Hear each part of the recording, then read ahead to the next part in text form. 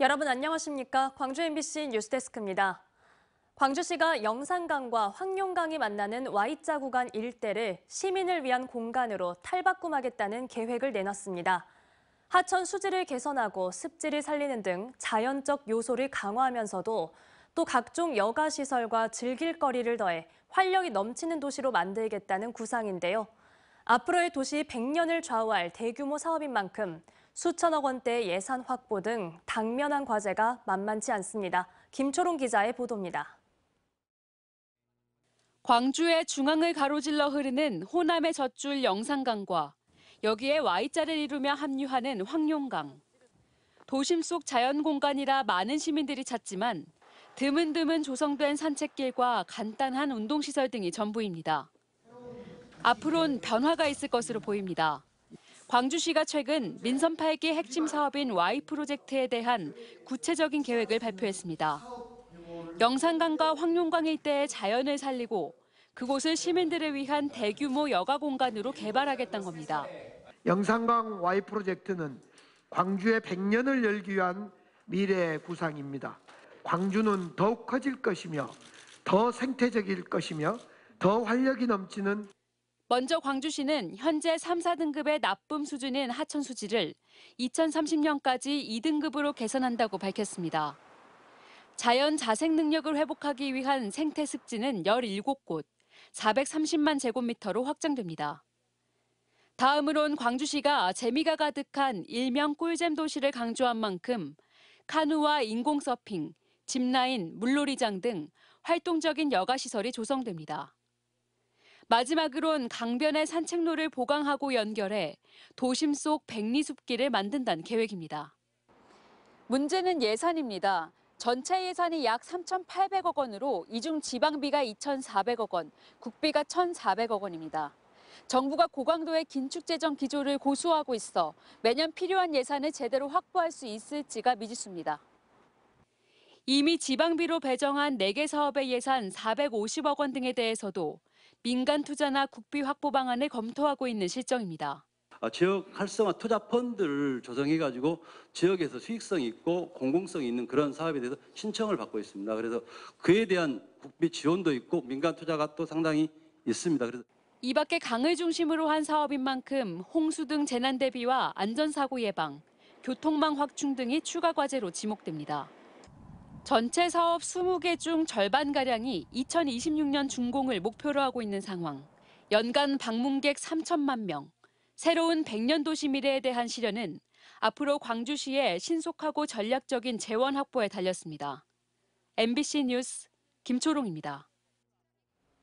순천 지역 선거구 획정과 관련한 헌법 소원에 대해 헌재가 기각 결정을 내린 것을 두고 지역에서 비판이 거세지고 있습니다.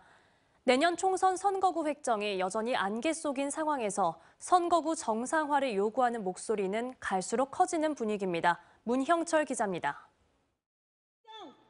지난 2020년 3월에 이루어진 순천 지역 선거구 분할. 인구 5만 5천여 명의 해룡면을 떼어내 광양 곡성 구례와 묶으면서 지역사회에 거센 반발을 불러왔습니다. 하지만 헌법재판소는 선거구 변동으로 인한 혼란을 최소화하고 농사노촌의 지역 대표성을 반영하기 위한 것이라며 헌법 소원 청구를 기각했습니다. 해룡 지역 주민들은 헌재의 결정을 강하게 비판하며 내년 총선에서 투표 거부까지 검토하겠다고 밝혔습니다. 현재는 광양 선거구로 포함이 됐는데 내년 22대 총선은 어디로 갈 줄 몰라요. 주민의 투표권을 무시한 처사라고 생각이 됩니다. 그래서 지역 정치권도 기형적인 선거구 획정이 반복될 수 있다며 헌재의 판단을 정면으로 반박했습니다.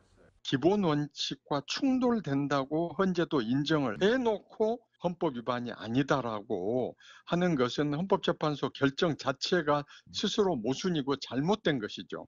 헌재 결정으로 순천 지역 선거구 정상화가 불투명해진 상황에서 다시 선거구 쪼개기가 이루어질 경우 민주당에 대한 지역민들의 반감은 더욱 커질 수밖에 없습니다.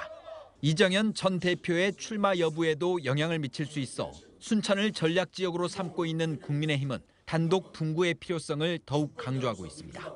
위헌이 아니라고 해서 부당하지 않다는 건 아닙니다. 특히 원내 다수당인 더불어민주당도 잘 응해주기를 바라고 응하도록 정치적인 압력을 계속적으로 가할 그럴 생각입니다.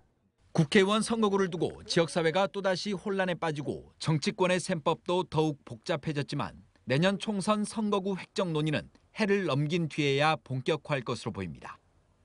MBC 뉴스 문형철입니다.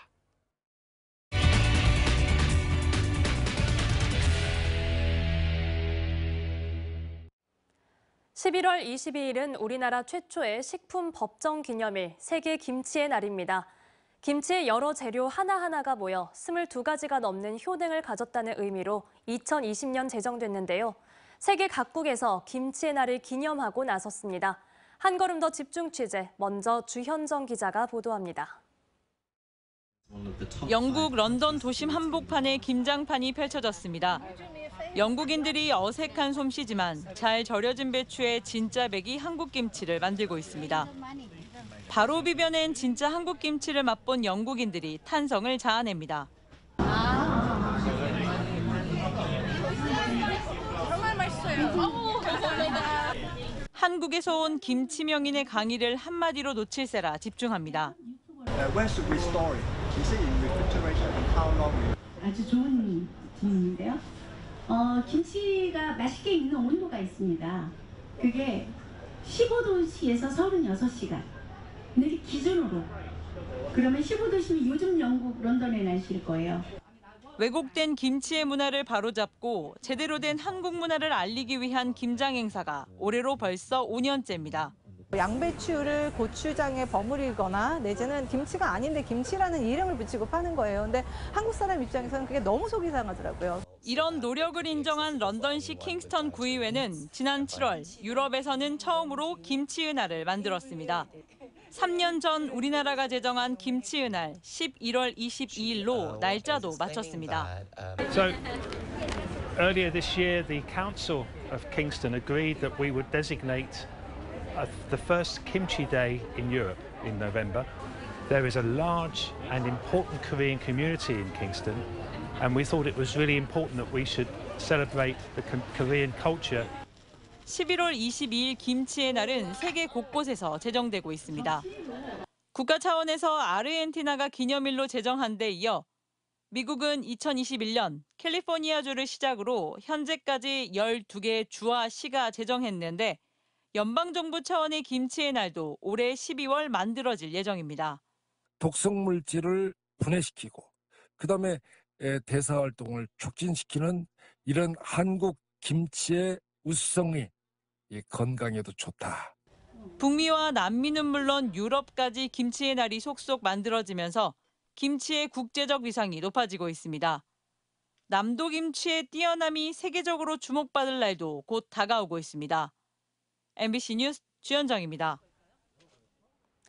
이처럼 한류 열풍과 더불어 세계 곳곳에서 한국 식품, 이른바 K푸드가 주목받고 있지만 국내에서는 김치 소비가 줄어드는 등 그렇지 못한 게 현실입니다. 광주 MBC가 창사 59주년을 맞아 김치를 주제로 하는 2부작 특집 토론을 마련하고 남도 김치의 현재와 미래를 조명했습니다. 한 걸음 더 계속해서 정용욱 기자가 전합니다. 김치 안녕한가라는 주제로 진행된 광주 MBC 창사 59주년 특집 토론에서 토론자들은 한 목소리로 위기를 강조했습니다. 식생활 변화와 함께 국내 김치 소비가 줄고 있었습니다. 그다음에 하루에 김치를 몇 번 먹느냐고 해보면은 한 번 정도를 먹을까 말까. 그러니까 굉장히 수가 많이 줄고 있는데 사실상 국내 식탁을 점령한 중국산 역시 크나큰 위험 요소입니다. 자영업자분들 아시겠지만 김치를 도매상에 주문을 하면 따로 국산을 주세요라고 얘기하지 않으면 당연히 중국산을 주는 게 당연하게 되어 있습니다. 내수 시장과는 달리 국산 김치는 해외에서 주목받고 있습니다. 한류 열풍 속에 2013년 미셸 오바마 미국 전 영부인이 백악관에서 직접 김치를 담가 화제가 됐고 코로나 기간 동안 김치의 효능이 부각된 것도 김치의 위상을 높이는 데 한몫을 냈습니다. 그런 염증을 낮춰주는 기능이 김치가 있다. 그런데 그런 것들이 이제 과학적으로 밝혀지면서 사람들이 더 그 김치를 더 좋아하게 되고 전 세계 사람이 찾는 것 같다. 김치 세계화의 중심에는 남도 김치가 자리하고 있습니다. 싱싱한 김치 재료의 주산지를 바탕으로 차별화 고급화를 통해 세계 무대를 두드리고 있습니다. 최근에는 이제 인터넷 발달하고 택배 시스템이 이제 뭐 발달해가지고 우리 이제 전남김치도 이렇게 팔리고 있고 잘 팔리고 있고 그렇게 하고 있습니다. 남도김치가 단순한 식품 수출을 넘어 국가대표 김치로 자리매김하기 위해선 김치 문화 전반을 선도하는 게 중요합니다. 굉장히 노력을 단기간에서 기무치가 아니고 김치로 지금 올렸잖아요. 근데 식재료도 이렇게 나가야지 나중에 메이드 인 코리아 뭐 배추나 코리안 캐비지가 부가가치가 올라가고 프리미엄으로 갈 수 있는 길이라는 거죠. 김치 1번지인 남도김치의 경쟁력과 가능성을 살펴본 특집 토론 일부는 오는 29일 일요일 오전 7시 40분부터 70분 동안 광주 MBC TV를 통해 방송됩니다. MBC 뉴스 정용욱입니다.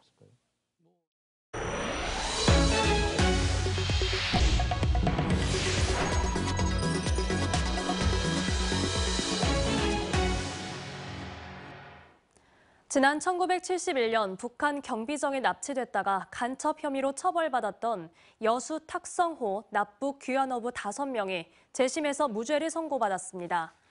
광주지법 순천지원 형사 1부 허정훈 판사는 어제 국가보안법 위반 등의 혐의를 받은 탁성호 선원 5명에 대한 선고 공판에서 무죄를 선고했습니다.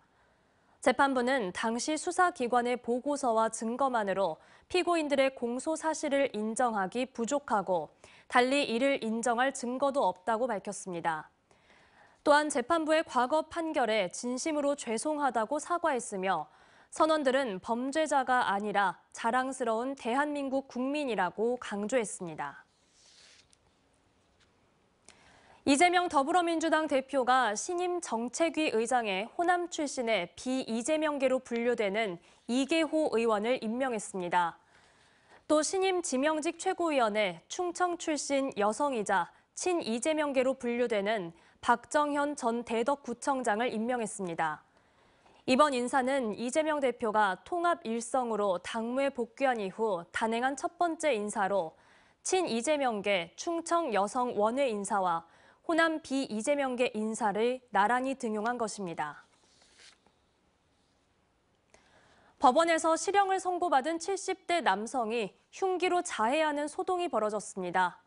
광주지방법원에 따르면 오늘 오전 10시 반쯤 배임 등의 혐의로 기소된 79살 김모 씨는 징역 3년형과 벌금 2,050만 원을 선고받고 대기하던 중 가지고 있던 흉기로 자해해 병원으로 이송됐습니다.